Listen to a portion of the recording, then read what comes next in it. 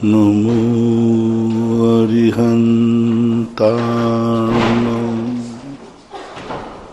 नमो सिद्धार्णं नमो आयर्यार्णं नमो वज्रायार्णं नमो लोये सवशाहूर्णं।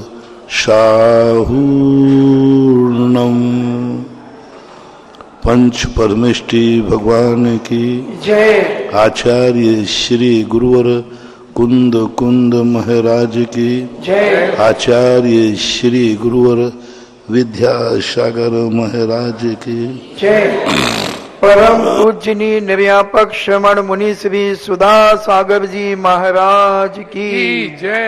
बोले परम पूज्य चुल्ल गौरव श्री गंभीर सागर जी महाराज की जय। सभी जिज्ञासु एवं श्रोतागण पूज्य श्री को नमोस्तु करें। वैभव काला सूरज से पूछते हैं, नमोस्तु महाराज जी, आप लोग चातुर्मास के बाद पिछी क्यों बदलते हैं, क्या कारण है? कोई कारण नहीं है। चातुर्मास के बाद आप लोग मिलते नहीं, उसको बदल देता हूं। मूल कारण है, वैसे पिछी परिवर्तन का कोई भी प्रावधान आगम में नहीं। हम लोग जंगलों में रहा करते थे, तो जंगलों में पुराने पंख तोड़ निकल जाते थे, नए पंख लगा लेते थे। प्रतिदिन नई पिछी होती थी और प्रतिदिन, चूंकि अब और इतने सारे पंख भी नहीं रखना पड़ते थे। और अब तो क्या है, साल भर का इंतजाम करना है ना, और साल भर का इंतजाम के लिए मयूर जो पंख छोड़ती है वो आसौज के महीने में छोड़ती है, यानी कुंवार का महीना। दिवाली के पहले और दशहरा के बीच में ये 15 दिन जो होते हैं, इन दिनों में मयूर अपने पंखों को स्वतः छोड़ती है, निकाले नहीं जाते, पक जाते हैं, अपने आप छोड़ती है। तो उनके छोड़े हुए पंख हमें दिवाली के समय सहजता से उपलब्ध हो जाते हैं। इसलिए ये चतुर्मास में दिवाली के समय बदलते हैं, क्योंकि नए पंखों की उपलब्धि हो जाती। दूसरी बात, बरसात के समय में हम लोग सर्दी गर्मी सब भीग जाते हैं, तो पीछे के पंख खराब हो जाते हैं, ये कठोर हो जाते हैं। साल भर में लगाते लगाते ये आगे डंठल हो जाते हैं। तो डंठल हो जाने से जब जीवों को हम लगाएंगे तो चींटी आदियों को तकलीफ होगी, चुभेगी। इसलिए दिवाली के लगभग पिछी को परिवर्तित कर देते हैं। यही मूल कारण है। और एक बार इसलिए परिवर्तन करते हैं कि साधु विहार करते रहते हैं, कब कहाँ क्या स्थिति बनेगी कह नहीं सकते। चातुर्मास में श्रावक और साधु का एक स्थान पर संयोजना बनती है, इसलिए चातुर्मास के बाद पिछिका का परिवर्तन रख लिया गया है सुविधा के अनुसार।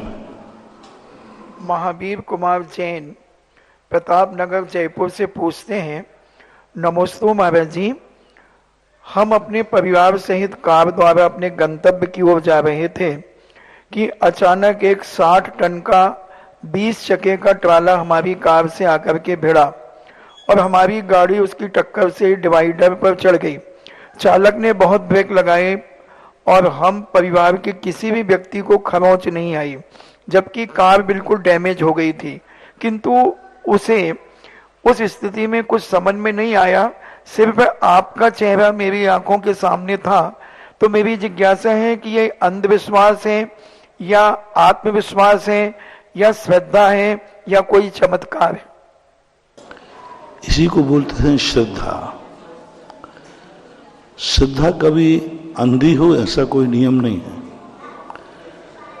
एक श्रद्धा जब होती है व्यक्ति के अंदर, तो ऐसे समय अपने इष्ट देव को याद करता है।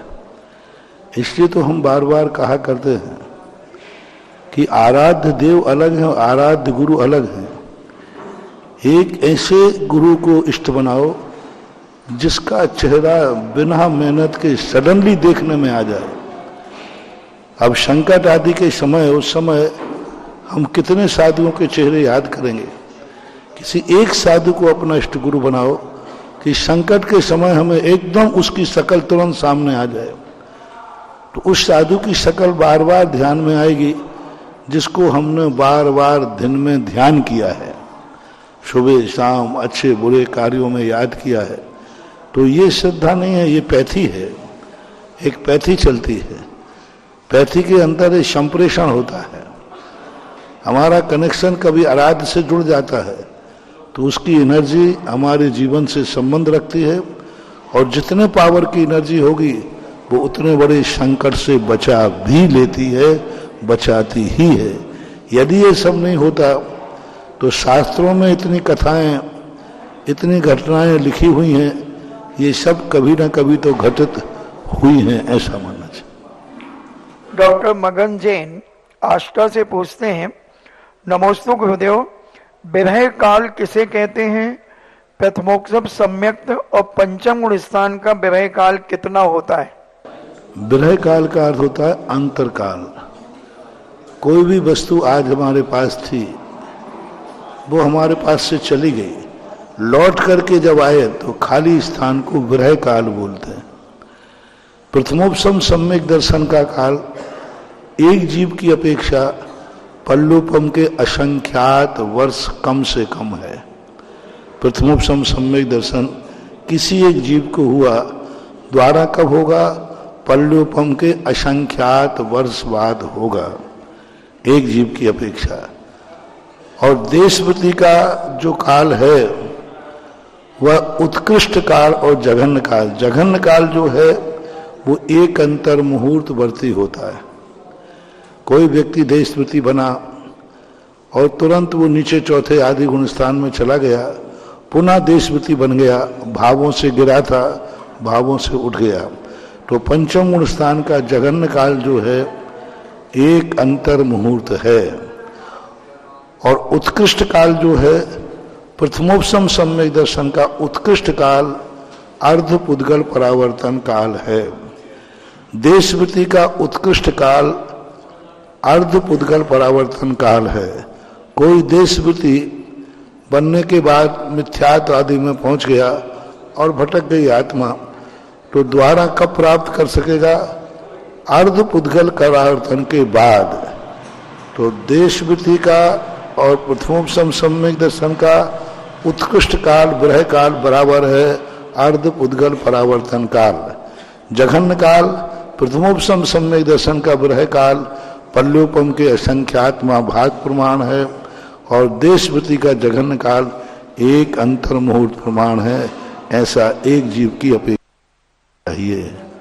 श्रीमती माधवी जैन बनगांव से पूछती हैं, नमोस्तु महाराज जी, 80% सच बोलने में कोई परेशानी नहीं आती, परंतु जब हम दान करते हैं तो बहुत सारी जगह हम गुप्त दान करते हैं यह सोचकर कि परिवार में शांति बनी रहे, तथा जब हम मतदान करते हैं और मतदान में भी गुप्त होता है, तो इन दोनों दान में हम इतने समर्थ क्यों होते हैं कि हमें गुप्त करना पड़ता है तथा झूठ का सहारा लेना पड़ता है? ऐसा क्यों? मतदान में भी गुप्त मतदान ये अंग्रेजों की देन है। पहले जो भी होता था सामने सामने होता था। हमारे यहाँ भारत में पहले मंदिरों के समाज के चुनाव होते थे,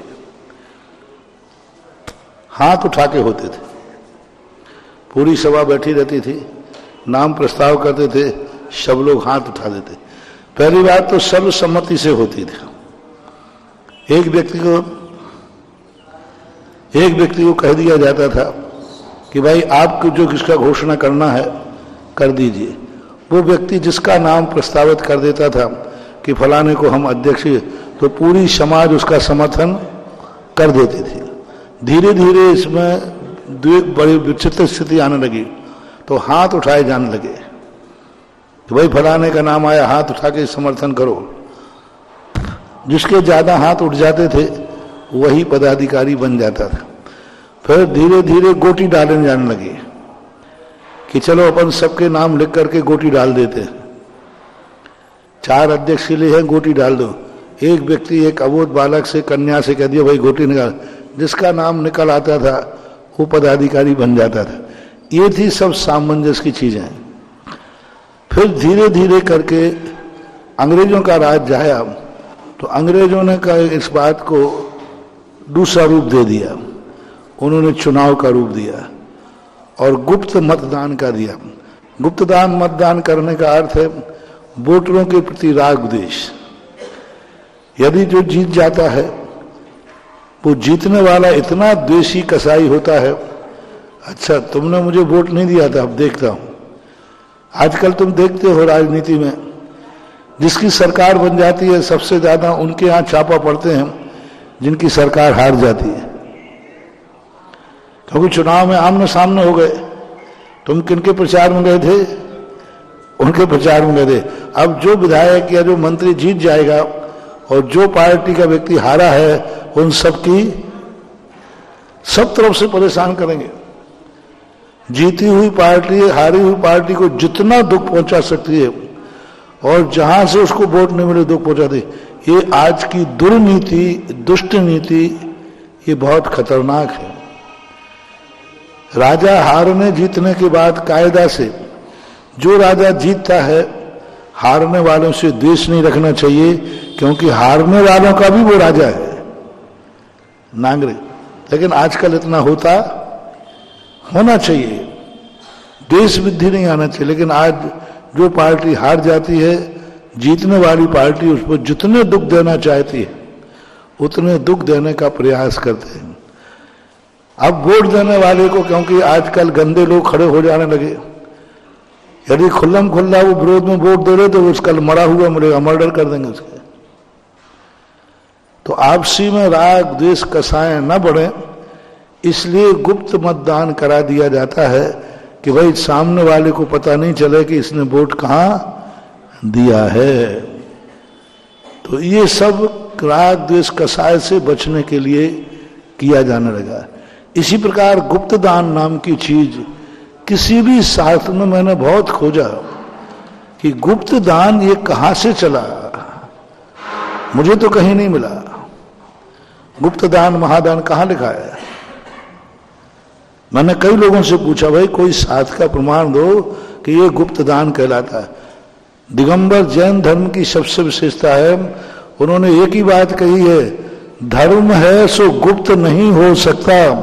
गुप्त तो पाप होता है, गुप्त पाप होता है, गुप्त अधर्म होता है, धर्म तो उजागर होता है।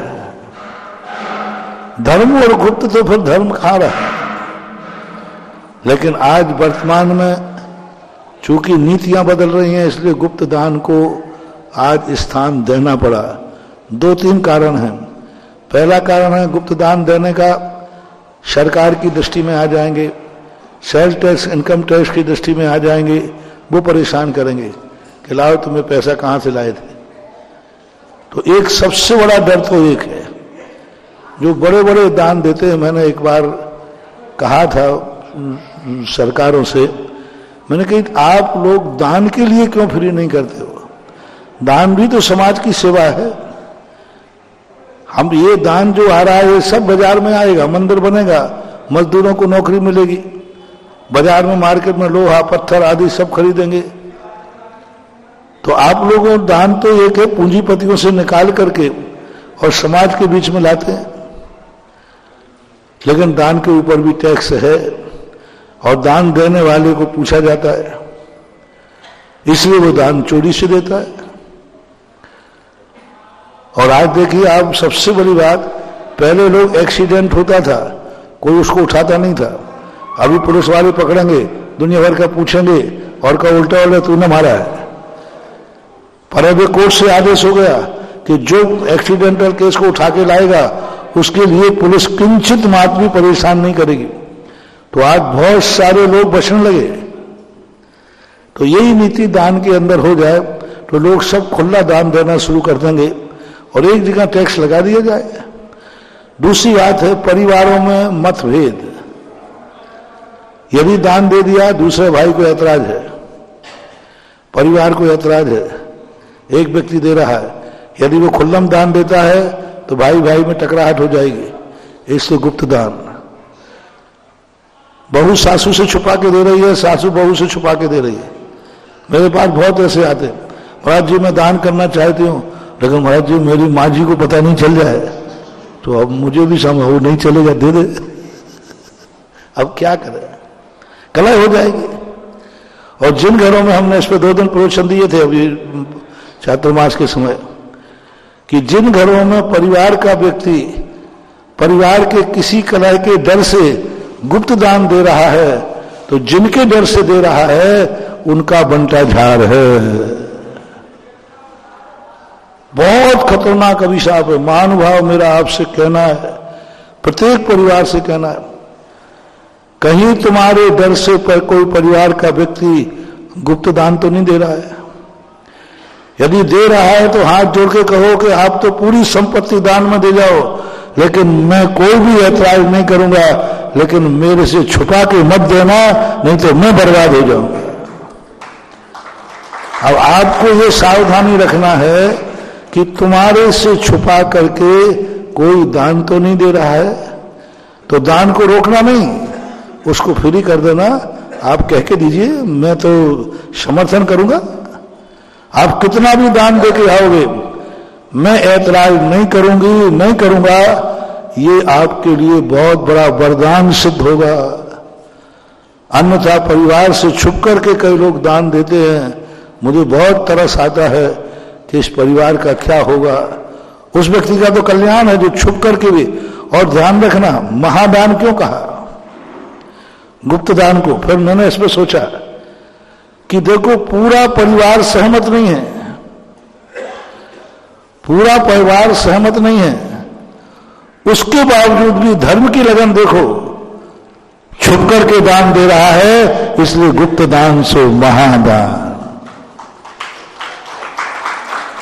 एक बार एक चतुर्मास में एक माजी इतना सारा 2 किलो सोना बांध करके पुटलिया में लेके आ गई। अब मैं ऐसे ही बैठा था, बोले महाराज जी सोना दान। अरे मन गई मैं नहीं लेता हूं। बोले नहीं मैं कमेटी को नहीं दूंगा, कमेटी मुझे पहचानती है। अरे मन गई भैया मैं क्या करूंगा। बोले नहीं मैं कमेटी को पता नहीं चलना, हमारे परिवार को पता नहीं चलना, समाज को पता नहीं चलना। और ये है कम से कम 2 किलो सोना था, खूब आभूषण थे। मैंने कि भाई मैं नहीं रख सकता यहाँ है, मैं किस बहाने से किसी अभी कमेटी गई, बाबा जी आपको बात कहां से आया। बहुत मुश्किल हो गया। इतने में मेरे भाग्य से वो कहे इतने करे तो मैंने कहा नहीं यहाँ से उठाओ, मेरे पास नहीं रहेगा। एक बाहर का यात्री आ गया दर्शन करने, वो मेरे पहचान का था, भक्त ही था। तो मैंने कहा तुम इस माजी को पहचान, बोले नहीं पहचान। हमने माजी इनको दे दो। तो उन महानुभाव को दिलवाया और मैं तुम्हारी आप जाओ खिसको आओ। और फिर उन महानुभाव से कमेटी को बुलाया तो बोले साहब आपको सोना चाहिए कि कहते गुप्त दान में ये सोना लिखिए। तो किसका है, तो मैंने उसे बताना मत। वो सारा सोना कमेटी में जमा कराया, रसीद हुई। मैंने कहा माजी क्या बात है, ऐसी बात है। फिर मैंने कहा देखो इस माझी का भाग्य देखो, सारा परिवार विरोध में है और इसने अपने खुद का सोना दान में दिया, उसको कितना पुण्य लगेगा। और जिनसे छुप करके दिया है उनका तो बनता जा रहा है। चंद पिलाका सूरज से पूछते हैं, नमोस्तु महाराज जी, प्रथमानी योग के ग्रंथ कौन कौन से होते हैं जो हम पढ़ सकते हैं, और वास्तु और ज्योतिष को मानना क्या मिथ्यात की कोटि में आता है? नहीं, वास्तु आदि ये धर्म नहीं है। औषधि खाना मिथ्यात की कोटि में नहीं आता। घर में किवाड़ लगाना, ताला लगाना ये मिथ्यात की कोटि में नहीं आता। ये सब मिथ्यात नहीं है, ये भौतिक है। धर्म कहाँ, इसमें यदि धर्म की दृष्टि आ जाए, पूज्यता की दृष्टि आ जाए तो जरूर मिथ्यात में आएंगे। ये तो एक भौतिक क्रिया है, ये मिथ्यात्व नहीं है, वास्तु साइंस है। जैसे औषधि आदि मिथ्यात्व नहीं है, ये आवश्यक है, वास्तु मिथ्यात्व के अंतर्गत नहीं आता। हाँ, वास्तु पूजा मिथ्यात्व के अंतर आएगी, वास्तु पुरुष मिथ्यात्व के अंतर्गत आएगा, वास्तु की जो और भी जो लोगों ने कहानियां कर रखी हैं वो मिथ्यात्व में आएंगी। वास्तु पूजा करते हो तो वास्तु पूजा जैनागम में नहीं है, इसलिए मैं वास्तु पूजा का निषेधक हूं। वास्तु की कोई पूजा नहीं होती। वास्तु यानी मकान, वास्तु यानी आवास, तो मकान की कोई पूजा नहीं होती। तो वास्तु की पूजा करते हो, वास्तु को पुरुष की संरचना मानते हो, तो जैन दर्शन इसको नहीं मानता है। जैन दर्शन ये कहता है एक भौतिक प्रक्रिया है, वास्तु एक साइंस है जिसे स्वीकार करना चाहिए। महेंद्र और प्रथमान योग के ग्रंथ कौन कौन से हैं जो हम श्रावक पढ़ सकते हैं? सबसे अच्छा ग्रंथ आपको आदि पुराण और उत्तर पुराण पढ़िए, इसमें संपूर्ण पूरा का पूरा वर्णन इसमें मिल जाएगा। पत्रकार महेंद्र जैन इंदौर से पूछते हैं, नमोस्तु महाराज जी, पाक्षिक श्रावक किसे कहते हैं और परोक्ष ज्ञान किसके पास होता है, किसको प्राप्त होता है? पाक्षिक श्रावक का अर्थ होता है जो कुछ नहीं करता, धर्म नहीं करता, लेकिन धर्म का पक्ष लेता है।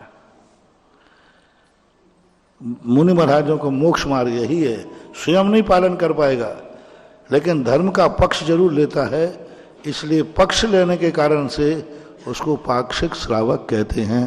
अविरत सम्यक दृष्टि को पाक्षिक श्रावक कहते हैं।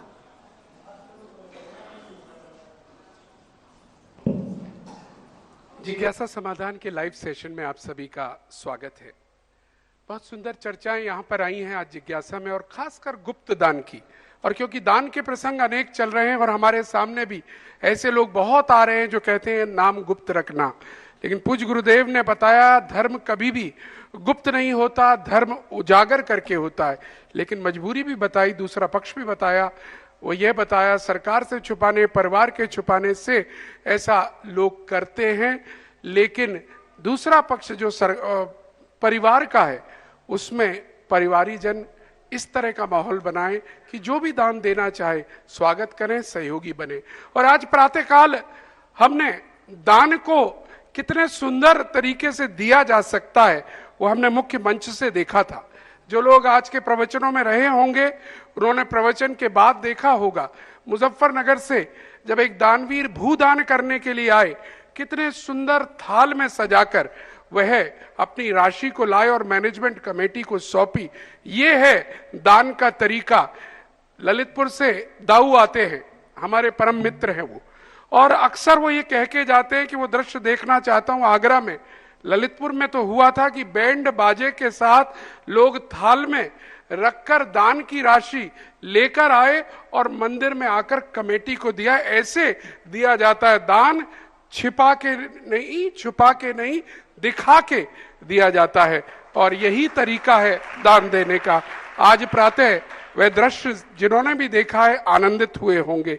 चलिएगा आपकी जिज्ञासाओं की ओर चलते हुए सबसे पहले बुलाना चाहेंगे श्रीमती रेणु जी जैन, अशोकनगर, आइएगा और अपनी जिज्ञासा प्रस्तुत कीजिए। ललितपुर में एक प्रवचन और दिया था मनोज बाबू कि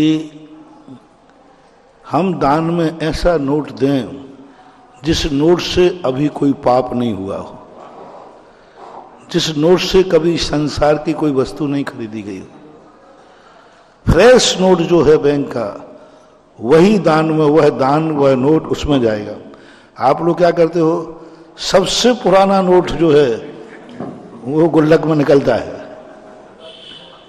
ये मुझे कहां से ज्ञान आया, आप लोगों का एक बच्चे ने कहा महाराज जी बाजी वालों पे जब आप लुटाते हो तो पुराना नोट नहीं निकालते, नई गिट्टी होना चाहिए।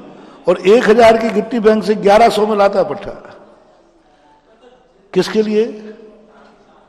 बाजी वालों पर लुटा। मुझे पुराना लुटा दो, उसमें क्या फर्क पड़ा? अरे नहीं साहब, अरे मैंने कहा जब बाजी वाले को तुम 1100 की 1000 की गिट्टी 1100 में ले रहे हो और बाजी वालों के लिए, तो मैंने उपदेश दिया, मैंने कि दान भी आप लोग प्रयास करें कि दान जब भी जाएगा फ्रेश नोट से जाएगा जो आज तक किसी के काम में नहीं आया। ललितपुर के बैंक वाले घबरा गए, सब लोग पुराने नोट, साहब नए नोट दीजिए, नए नोट दीजिए। बैंक वाले आ रहे महाराज जी, ये तो मैंने पहली बार तमाशा देखा। क्या भगवान देखो, नहीं वो नोट तो सब बराबर ही, पुराना और नया में कोई, लेकिन वो नोट दूंगा जिससे कभी आज तक संसार का कोई कार्य नहीं। वो सवाल नोट का नहीं है, सवाल बहुमान का है। ऐसा चलिएगा, आपका प्रश्न जिज्ञासा मिली। मेरा और मेरे परिवार की ओर से नमोस्तु महाराज जी, नमोस्तु नमोस्तु महाराज जी को इच्छामी इच्छामी इच्छामी। महाराज जी, मैं 12 वर्षीय पाठ्यक्रम की 6म वर्ष की छात्रा हूँ। आलाप पद्धति में पढ़ रहे हैं हम लोग। उपनय के 3 वेद हैं, सद्भूत व्यवहार ने, असद्भूत व्यवहार ने और उपचरित असद्भूत व्यवहार ने। यही आगम नय में आते हैं, यही अध्यात्म नय में आते हैं, यही नय के वेद हैं। तो हम लोग कैसे समझें, हम समझ नहीं पा रहे महाराज जी। ये शब्द कठिन है, ये नए जितने हैं ये सब हमारे व्यवहार हैं, सब हमारे व्यवहार है। हम 24 घंटे करते हैं। आप लोग ये बोलेंगे कि नहीं ये चश्मा मेरा है, यदि आपके पास है तो ये मेरा चश्मा है। ये कहता है कैसे तुम्हारा, ये तो पुद्गल का है, ये तो प्लास्टिक का है, तुम्हारा कैसे हो गया? तो जैन दर्शन रास्ता निकालता है कि नहीं, उपचरित असद्भूत नय से मेरा है। उपचरित यानी ऐसा कहने में आ रहा है कि मेरा है, और व्यवहार क्यों है? क्योंकि मेरे काम में आ रहा है। मेरा नहीं है, मेरे काम में आ रहा है, इसलिए व्यवहार है। उपचार इसलिए कह रहा हूं क्योंकि ये पर होकर के भी मेरा उपचार। अब इसी को अनुपचरित कह लो, तो अनुपचरित किसे कहते हैं? जैसे शरीर है, शरीर और आत्मा का संबंध है, स्पष्ट रूप से हम अलग देखने में नहीं आ रहा है, लेकिन शरीर और आत्मा अलग है कि नहीं है? तो इससे बोलते हैं अनुपचरित असद्भूत व्यवहार नय। पृथक है लेकिन अलग नहीं देखने में आ रहा, ये तो अलग देखने में आ रहा था।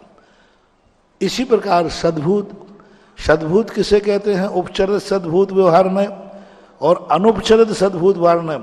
गुण गुणी का जो संबंध है ये अनुपचरित सद्भूत व्यवहार नय है, जो सदा था, सदा है और सदा रहेगा। और उपचरित सद्भूत व्यवहार में क्या है?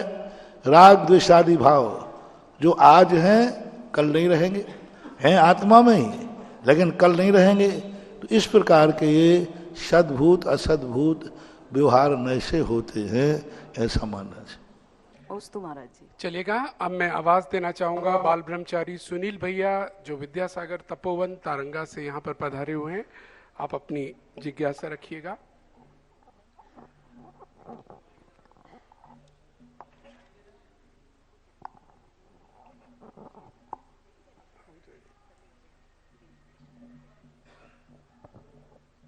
मेरे आराध्य गुरुवर परम पूज मुनिश्री के चरणों में कोटि कोटि नमस्तु। परम पूज छुल्लक श्री के चरणों में इच्छामी। पूज मुनिश्री, जैसे पंचकल्याणक होते हैं उस समय कोई श्रावक श्राविका एक बार माता पिता बन जाते हैं, तो फिर दूसरी बार जब कोई विधान आदि होते हैं तो उसमें वो दूसरा कोई इंद्र सौधर्मी ईशान आदि बन सकते हैं या नहीं? ऐसा पहली बात तो पंचकल्याणक के अलावा अन्य विधानों में इंद्रादिक बनने का कोई प्रावधान शास्त्रों में नहीं। पंचकल्याणक में तो बराबर है, क्योंकि वहाँ तो सौधर्मेंद्र बन करके ही क्रिया दिए थे। लेकिन अन्य विधानों को करने के लिए सौधर्मेंद्र आदि बनने की जरूरत नहीं है, क्योंकि ये मानवों के विधान हैं, और जो मानवों के द्वारा विधान किए जाते हैं, इंद्रध्वज महामंडल विधान वो इंद्र ही करता है। लेकिन कल्पद्रुम आदि जो विधान है, सिद्धचक्र मंडल आदि जो विधान है, ये देवता नहीं करते, ये देवताओं के द्वारा नहीं किए जाते। इसलिए इन विधानों में वस्तुतः ही मानव के विधान है। इनमें देव बनाने की जो परंपरा चल गई है, लेख नहीं आया। मात्र अकेले नंदीश्वर द्वीप में जाकर के वो 8 दिन तक नंदीश्वर मंदिरों में पूजा करते हैं। पंचकल्याणक देवता ही करते हैं, ये निश्चित है। और बाकी के जो विधान हैं सब मानवों के द्वारा होते हैं। अब ये परंपरा जो चली है, फिर महाराज ये परंपरा आगम विरुद्ध है, बंद करना चाहिए। इस पर मैंने विचार किया, बंद नहीं करना चाहिए, क्योंकि ये परंपरा गलत नहीं है लेकिन अनिवार्य नहीं है। गलत इसलिए नहीं है क्योंकि नियम होता है कि भगवान की जो भक्ति है, सबसे पहले उसकी प्रभावना बनाने के लिए, उसकी महिमा बनाने के लिए हमें किसी महापुरुषों को लाया जाता है जो प्रमाणिक होते हैं, जो अवधिज्ञानी होते हैं। तो हम स्वधर्मेंद्र आदि को इसलिए लाते हैं कि देखो यह पूजाएं स्वधर्मेंद्र आदि भी करते हैं। इसका मूल प्रमाण है भक्तांबर स्तोत्र। पूज्यवर ने भक्तांबर स्तोत्र मानवों के लिए किया था, लेकिन सबसे पहले भक्ति किससे कराई? भक्तांबर प्रणति मौल मणि प्रभाण मुद्योतकम दलित पाप तमोविद सम्यक प्रणम्य जिन पाद युगम युगादा बालम वनम भव जले तम। सबसे पहले है भगवत आपके चरण कमलों की पूजा। मानव को उपदेश दिया जा रहा है, मानवों के लिए भक्तांबर लिखा है। भक्तांबर पाठ देवता नहीं करते, मानवों के लिए किया जाता है।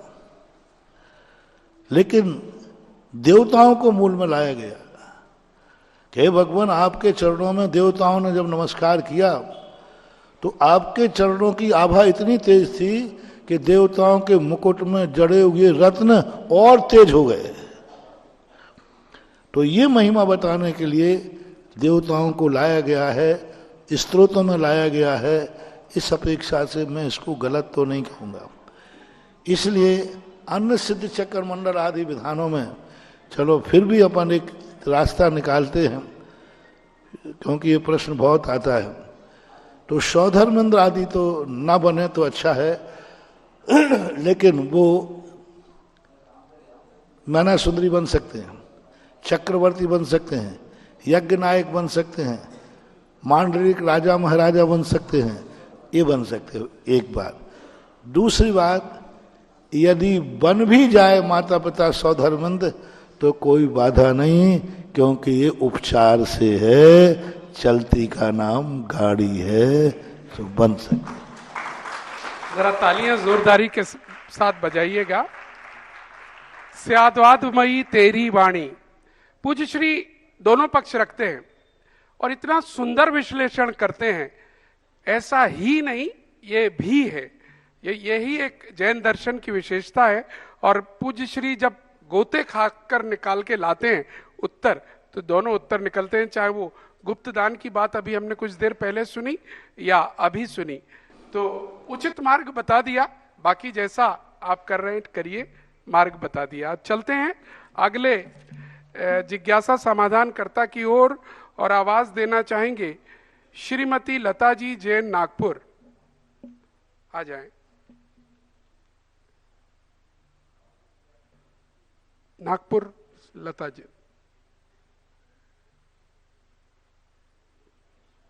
हाँ, ये ध्यान जरूर रखना, ये वृत्ति को छूट नहीं है। माता पिता को आपने कैसे छूट दे दी महाराज जी? जवाब इसलिए छूट दे दी कि माता पिता उसी भव में मोक्ष जाते, ऐसा कोई नियम नहीं। अविरत गुण स्थान उनका है, चौथा गुण स्थान। और यदि वो माता पिता बने थे तब भी, मैंने इसका तर्क है, हेतु है कि माता पिता जो बने वो चौथे गुण स्थान वर्ती ही होते हैं। जितने तीर्थंकरों के माता पिता होते हैं वे सब चतुर्थ गुण स्थान वर्ती ही होते हैं, वृत्ति नहीं, प्रतिमाधारी नहीं, कुछ नहीं। अब चौथे गुण स्थानधारी माता पिता वो बने तो अविरति थे, वो असंयमी थे वो, और मर करके जाएंगे। और स्वधर्म इंद्र भी कौन है? वो भी असंयमी है, इंद्र भी असंयमी है, माता पिता भी असंयमी है। और दोनों असंयमी होने के कारण से यदि कुचित कजाचित इंद्र बन भी गए अनुरागवश तो महान दोष नहीं आएगा, क्योंकि गुण स्थान दोनों का एक है। लेकिन प्रतिमाधारी है, वो चाहे कि मैं स्वधर्म इंद्र बन जाऊं, नहीं, तुम्हारा गुणस्थान पंचम है और स्वधर्म का गुणस्थान चौथा है, तो वृत्ति किसी भी हालत में इंद्रादिक पद ग्रहण नहीं करेगा, ये तर्क है। नमोस्तु महाराज जी, नमोस्तु नमोस्तु महाराज जी, इच्छामी महाराज जी, इच्छामी महाराज जी, इच्छामी महाराज जी। महाराज जी, मेरा सवाल ये है कि यदि गर्भगृह में सोने का काम करवाया जाए तो उसके लिए क्या भगवान को अलग विराजमान करना पड़ेगा? उसकी व्यवस्था है, किस ढंग की व्यवस्था है, करने वाले कैसे हैं। कुछ इतने अच्छे करने वाले होते हैं कि वे शुद्ध नहा धो करके, धोती दुपट्टा पहन करके और भगवान का बचाव करते हुए करते हैं। अब एक राजस्थान में काम करता है, आमा आदि में किया, अभी 2 दिन से यहीं भी था। उस व्यक्ति को किसी भी कितनी भी प्रतिष्ठित मूर्ति सौंप दो, वो अच्छी जाति के और बहुत नहा दो, तुमसे ज्यादा नहा दो, लघु शंका भी जाएगा तो आके पूरे कपड़े बदलेगा, फिर कपड़े बदल करके फिर कपड़े शुद्ध पहन करके फिर काम करेगा। तो ऐसे शुद्ध श्रावक यदि करने वाले हों, मर्यादित करने वाले हों, तो भगवान को उठाने की कोई जरूरत नहीं है। उनको थोड़ा व्यवस्थित लकड़ी आदि से या फाइबर ग्लास से बंद कर दें, जिससे कोई चीज धोखे से गिर ना जाए। तो सावधानी पूर्वक करते हैं तो कर सकते हैं। नमोस्तु महाराज जी, नमोस्तु महाराज। और इसके बाद आ जाइएगा श्री अरहंत जैन शिवरार्थी उदयपुरा, और तैयार रहिएगा दिल्ली से लतेश जैन जी। मेरे आराध्य गुरुवर के चरणों में बारंबार नमोस्तु। उदयपुरा जैन समाज की तरफ से बारंबार नमोस्तु।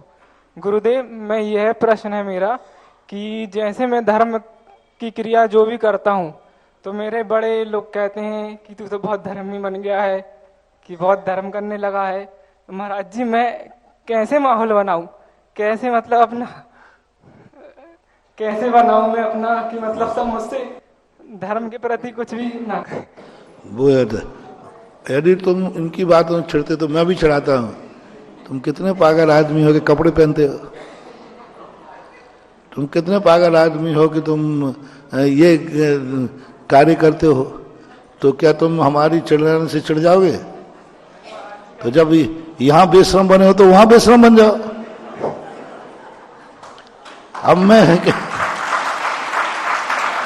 तुम्हें प्रश्नों में देखो, मैं कितना तुम्हें पानी पे चढ़ाता हूं, दान में, पूजा में। अब जो खूब जम के चढ़ाता हूं, कई लोगों की भुजाएं खड़ा रख, फिर भी जम के तुम बैठ जाते हो, अरे महाराज ने कहा होगा। तो ऐसी उन दुश्मनों की बातें क्यों मानते हो? बेशरम बन जाओ कि तुम्हें क्यों कहना कहो। जब मार्ग सच्चा है तो क्यों कह रहे हैं? हाँ, मार्ग यदि झूठा हो तो दूसरे की बात मानो। दुर्योधन बन के मत जियो, माँ की बात मानो, उसी में कल्याण है। चलिएगा, लतेश जैन जी दिल्ली आ जाएं। और जिससे पहले आप अपनी जिज्ञासा लेंगी, जिस वक्त वर्षा योग था तब तो कमाल ही हो गया था, लेकिन अब भी विहार काल जब नगर में भ्रमण चल रहा है, अभी भी खूब अतिथि सुबह से शाम तक आते हैं। लेकिन जब कोई विशिष्ट अतिथि आते हैं तो आनंद और आ जाता है। आज बड़ी प्रसन्नता है कि आचार्य श्री सुनील सागर जी महाराज के शिष्य मुनि श्री संबुद्ध सागर जी और मुनि श्री संभीर सागर जी महाराज आज कुछ देर पहले आए और बड़े वात्सल्य में मिलन और चर्चा पूज्य श्री से यहाँ पर हुई। जो लोग थे सौभाग्यशाली वो देख पा रहे थे। तो इसी तरह से तीर्थ चलता रहता है, लोग आते रहते हैं, मुनिगण मिलते रहते हैं, इसी को कहते हैं तीर्थ। चलिए, आपका जिज्ञासा। नमोस्तु महाराज जी, इच्छा में महाराज जी। महाराज जी, मैं लतेश जैन कृष्णनगर दिल्ली से, और मेरा प्रश्न ये है कि शुद्धोपयोग और शुभोपयोग में क्या अंतर है? शुभोपयोग जो है, शुद्धोपयोग के लिए जो किया जाता है वो शुभोपयोग है। शुभोपयोग कारण है, शुद्धोपयोग कार्य है। एक परिभाषा।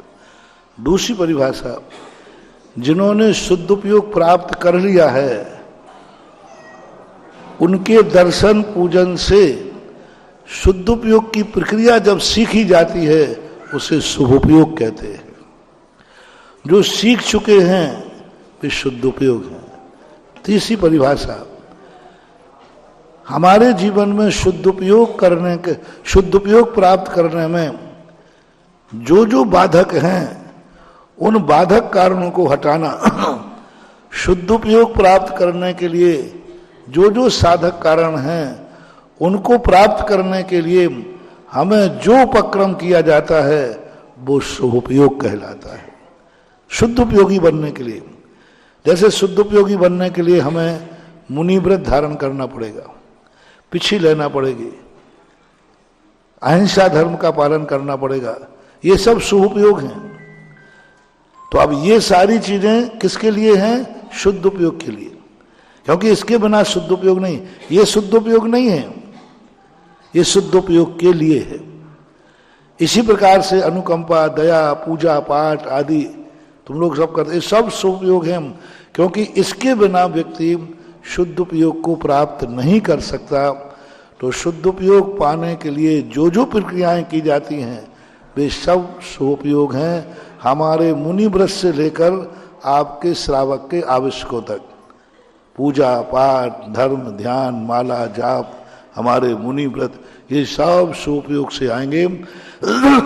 चौथे गुण स्थान से लेकर के सप्तम गुण स्थान तक शुभ उपयोग होता है, क्योंकि यहाँ प्रवृत्ति रूप होते हैं।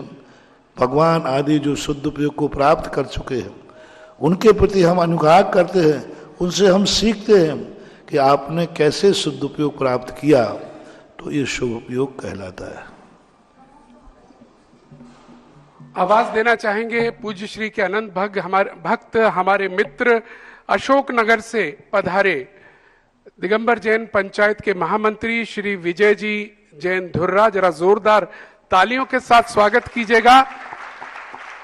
आगरा नगर के लिए बड़ी अच्छी भावनाएं रखते हैं, 1994 से जुड़े हुए हैं और सारी जितना हमें ज्ञान नहीं है उतना ज्ञान इन्हें है आगरा के सब बातों से। विजय जी बहुत बहुत स्वागत आपका जिज्ञासा। परम पूज्य आध्यात्मिक संत निर्यापक श्रमण मुनि पुंगव सुधासागर जी महाराज के पावन पुनीत चरणों में बारंबार नमोस्तु नमोस्तु नमोस्तु। परम पूज्य गंभीर सागर जी महाराज के चरणों में अशोक नगर जैन पंचायत जैन समाज के अध्यक्ष राकेश कासल, महामंत्री राकेश अमरोत, थुवोंजी कमेटी के अध्यक्ष और मंत्री, पूरी कमेटी की ओर से बारंबार नमोस्तु गुरुदेव। पूज्य गुरुदेव, आज हमारी पूरी कमेटी थुवोंजी ट्रस्ट और दिगंबर जैन पंचायत ट्रस्ट कमेटी आपके चरणों में निवेदन लेकर आई थी। 1994 में जब आप आगरा पधार रहे थे, उसके पहले परम पूज्य के सानिध्य में हमें गांव मंदिर के बड़े बाबा को उच्च आसन पर विराजमान कराने का सौभाग्य मिला था। 200 लोग जिस प्रतिमा को मनोज जी उठा नहीं पाए, हिला नहीं पाए, पूज्य गुरुदेव की पिची का सहारा ले वो प्रतिमा सब बड़ी प्रतिमाओं से ऊपर जाकर विराजी, उसी दिव्य जिनालय की को नया रूप देना चाहते आपके आशीर्वाद से, और पंचायत कमेटी यही आशीर्वाद लेने आई है, उसकी प्रतिष्ठा हो, ये मंगल भाव सजे हुए हैं। पूज्य गुरुदेव, आपने गत वर्ष एक अभियान दिया था, नए वर्ष को कैसे मनाएं, और अस्य क्षेत्र दर्शनोदय तीर्थ कमेटी नए वर्ष को 31 तारीख को भगवान आदिनाथ स्वामी के श्री चरणों में अखंड पाठ और 1008 महादीपों से महाआरती करने के रूप में, और नए वर्ष में पहले दिन, नए वर्ष का पहला दिन आपके आशीर्वाद से किस रूप में दर्शनोदय तीर्थ थुवोंजी में मनाए, पूरी दुनिया के लोगों को भी ये मार्गदर्शन मिले। पूज्य गुरुदेव के चरणों में धुर्रा परिवार की ओर से नमस्ते करते हुए निवेदन। मेरी मान्यता और आगम की सहमति यह है कि जो अपने धर्म के आयतन होते हैं, पूज्य पुरुष होते हैं, इनको सुख का दिन, शुभ दिन इनके चरणों में समर्पण करने से सदा शुभ ही शुभ होता है। क्योंकि देव शायद गुरु ये धर्म के आयतन खेत हैं। खेत में यदि हम शुभ दिन बोएंगे तो हमारा शुभ दिन की फसल आएगी। हम बार बार कहते हैं दुख के दिनों के केंद्र बन गए हैं मंदिर। जब दुख आता है तो महाराज को, मंदिरों को, भगवान को, पूजा पाठ को लिए आज पंचम काल में मंदिरों में दुख तो हो, मंदिरों में भीड़ तो लग रही है, सभी संप्रदायों के मंदिरों में खूब भीड़ बढ़ रही है, लेकिन दुखियों की भीड़ बढ़ रही है। और सुख के दिनों की भीड़ कहां बढ़ रही है? होटलों में, गार्डनों में, हिल स्टेशनों में। रिपीट करता हूं, मंदिरों में किसकी भीड़ बढ़ रही है? दुखियों की, दुख के समय की, बुरे दिनों की। और गार्डनों में, होटलों में कौन की भीड़ बढ़ रही है? सुख के दिनों में, अच्छे दिनों में, शुभ दिनों में। यही पंचम काल की विशेषता है। और चौथे काल में क्या होता था? धर्मात्मा जो सुख का दिन है, शुभ का दिन है, वो मंदिरों में, तीर्थ क्षेत्रों में और गुरुओं के पास व्यतीत करना। जय हो, जय हो। मैं पूछना चाहता हूं कि आपका नया वर्ष आपके लिए शुभ दिन है कि अशुभ दिन है? शुभ दिन। शुभ दिन मानते हो? तो उस दिन पिछली बार मैंने कहा था, सारे भारत के लोगों को मेरा राष्ट्र के नाम संदेश है, भारतीय लोगों के लिए, यदि नया वर्ष आपको शुभ करना है, यदि शुभ है, तो नए वर्ष का दिन नियम से अपने भगवान के पास, अपने गुरुओं के पास, अपने तीर्थ क्षेत्र पर व्यतीत करना। जय हो, जय हो, जय। यदि नया वर्ष आपको मुबारक करना है, मांगलिक करना है, तो नए वर्ष के दिन कोई भी व्यक्ति भारत का होटलों में भोजन नहीं करेगा, अपने माँ के हाथ का करेगा, अपने पत्नी के हाथ का करेगा, अपने घर में करेगा। शुभ दिन का भोजन, यदि शुभ दिन है तो, और बुरा दिन हो तो मुझे कोई आपत्ति नहीं, यदि आपका शुभ दिन है तो शुभ दिन का भोजन जो है अपने घर में करो, अपने घर के लोगों के बीच में करो, अपने साधर्मियों के बीच में करो। और जो शुभ दिन अपने घर में भोजन करता है, जाओ उसके घर में कभी अन्न की कमी नहीं आएगी। जय हो, जय हो, जय हो। जो शुभ का दिन अपने घर में करता है, जाओ उसका ऐसा बीमारी नहीं आएगी कि वो अन्न खाने लायक भी नहीं रहेगा।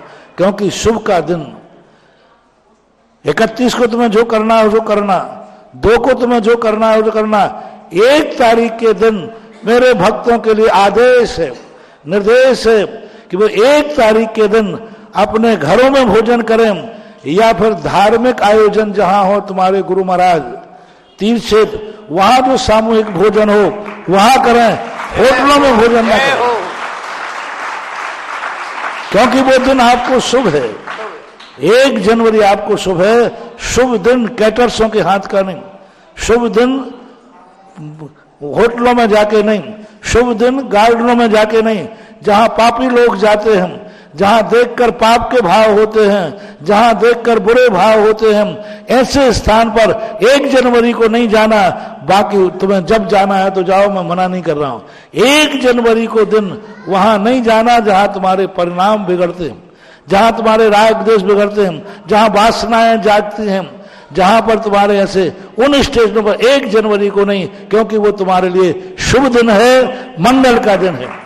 होटल कभी मांगलिक नहीं हो सकती, होटल कभी मांगलिक नहीं हो सकती, गार्डन कभी मंगल रूप नहीं हो सकता, हिल स्टेशन कभी मांगलिक नहीं हो सकती। मांगलिक होता है तीर्थ क्षेत्र, मंदिर, अपना परिवार, तुम्हारे माँ बाप। जय हो। एक दिन उनके बीच में रहो, उनके साथ रहो, घर में रहो। माता बहनों से मेरा कहना है, बेटे को आदेश दो, बेटा पूरी साल भर तुझे जहां खाना हो वो खा, 1 जनवरी को तू मेरे हाथ की रोटी खाएगा और मैं तुझे बना के खिलाऊंगी। पत्नियों से कहना है, पतियों को हिदायत दो, 1 जनवरी को आप किसी कैटर्स के हाथ की रोटी नहीं खाओगे।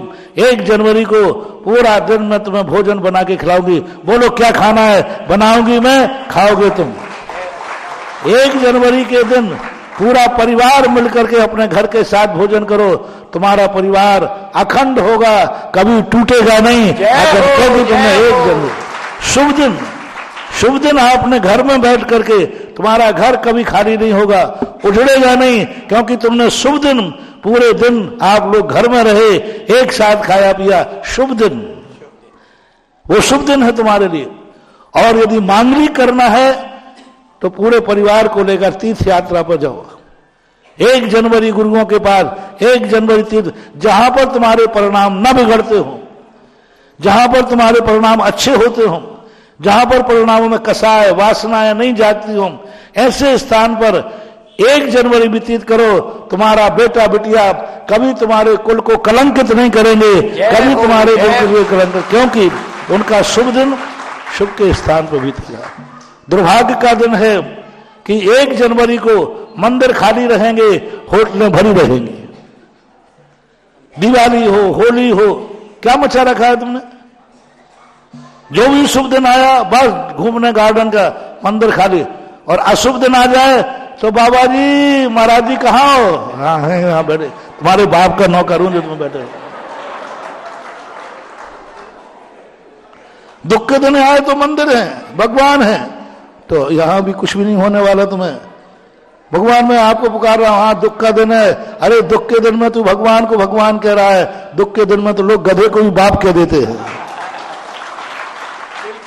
सुख के दिनों में भगवान याद आवे, सुख का शुभ दिन भगवान के चरणों में व्यतीत करो। इसलिए 1 जनवरी को मेरा टैग टू ऑर्डर मानो मेरे जो भक्त हैं, 1 जनवरी को हर जैनी या तो घर में मिलेगा या तीर्थ क्षेत्र में मिलेगा या गुरु के पास मिलेगा। ये 3 स्थान तुम्हारे हैं, 3 स्थान तुम्हारे हैं, क्योंकि वो 1 जनवरी आप शुभ मानते हो। आप वंश दिवाली आप शुभ मानते हो, जो दिन आप जन्मदिन आप शुभ मानते, शादी की सालगिरह शुभ मानते हैं गुरुदेव। जोर से बोलो, अरे डरते क्यों, शर्म देखो, बोलो शुभ मानते हैं। मानते हैं बिल्कुल। नहीं मानते हो तो मना करो, मैं तो क्या आपत्ति है। बोलो शादी की सालगिरह कैसा मानते हो? शुभ। जन्मदिन कैसा मानते हो? नया वर्ष कैसा मानते हो? जो शुभ दिन मानते हो वो 3 स्थानों पर रहेंगे, या तो घर में या तीर्थ यात्रा पर और या फिर गुरु महाराजों के बाद चौथा कोई भी स्थान तुम्हारा नहीं होगा। जाओ, तुम्हारे 3 दिन, जन्मदिन, शादी की सालगिरह, नया वर्ष, दिवाली, ये 3 दिन तुम्हारे लिए मुबारक हो। मेरा दोनों हाथ से आशीर्वाद। जय हो। नमोस्तु नमोस्तु नमोस्तु गुरुदेव। हाँ जन्मदिन आ गया, जन्मदिन तो है ही।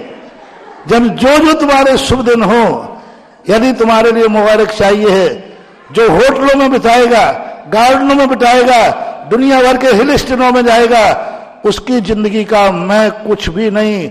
फिर लौट कर कुछ हो जाए तो मेरे पास मत आना। मैं एक ही बात पूछूंगा, साल भर में कोई दुर्घटना हुई तो मैं एक ही बात पूछूंगा, 1 जनवरी को कहां था तू? यदि तुमने कहा होटल में था, नगर यार बाहर गए। ऐसे हुड़दंग करने वालों को मैं आशीर्वाद नहीं देता हूं। और तुमने कहा नहीं मैं तो तीर्थ क्षेत्र पर बा, तो फिर जरूर मैं तेरे लिए जो मेरे पर बन सकेगा वो रेकी तुझे दूंगा, भावना तुझे दूंगा और विचार भी करूंगा।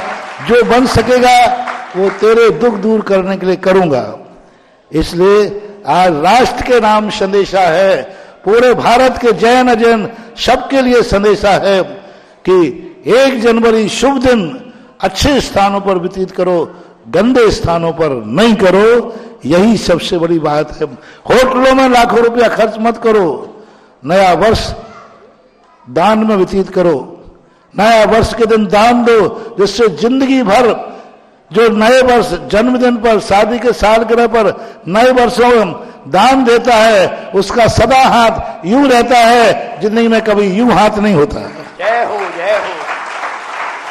क्योंकि उसने शुभ दिन दान दिया है, दुख के दिनों में नहीं, शुभ के दिन दान दिया है।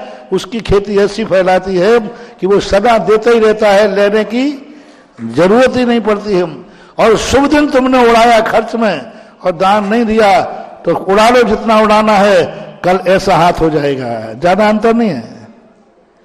शुभ अशुभ, अब तुम्हारी मर्जी, जो पढ़े तो पढ़े। और अभी नए दिन के कुछ दिन हैं, अभी रिजर्वेशन नहीं कराए हैं, करा लिए हैं तो रिजर्वेशन कैंसिल और तीर्थ में बदल दो। अभी रिजर्वेशन जो कराया हुआ है उसका पैसा वापस मिल जाएगा। हो जाता है। लोग कह रहे महाराज वो पैसा वापस नहीं, अभी मिल जाएगा, वापस मिल जाएगा। और उसको रिटर्न करके 30 क्षेत्रों का दो। 1 जनवरी जहां तुम्हें जाना है 2 को जाओ, 30-31 को जाओ। 1 जनवरी की बात है, क्योंकि वो दिन आपको शुभ है, ऐसा मानना चाहिए। पूज्य गुरुदेव के चरणों में बारंबार दर्शनोदय तीर्थ की नमो। जीवंत तीर्थ तो यहाँ विराजित है मनोज जी, यहाँ भी कुछ ऐसा हो कि पूरे हिंदुस्तान फिर इकट्ठा हो दर्शनोदय के लिए आमंत्रित करते हुए बारंबार नमोस्तु नमोस्तु नमोस्तु गुरुदेव।